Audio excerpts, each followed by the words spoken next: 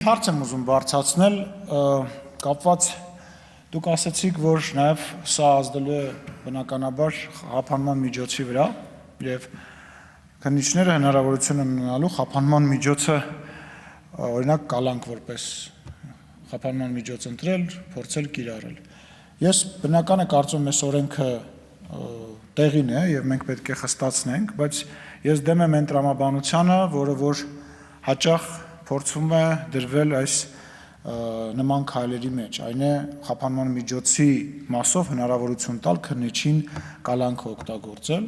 Ես դիմում եմ բոլոր քննչական մարմիններին, մեր քննչական մարմնին, բոլոր իրավապահ մարմիններին եւ ուզում եմ տեղյակ պահել, որ անձամբ զբաղվելու եմ եւ հետեւելու եմ այն փորձին, որ մարդուն ուղակի բռնեն, տանեն, նստացնեն, միջև ինքը ինչ-որ մի բան, ինչ-որ մի տեղից գրի, պատմի եւ ասի։ Այտենց կարա մեր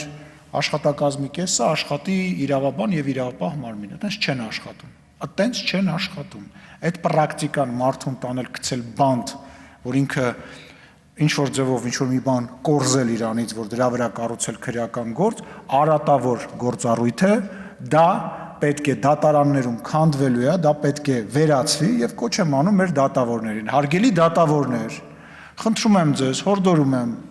որ նման գործերով չբավարարել միջնորդությունները, անկախ թե ում է դա վերաբերվում,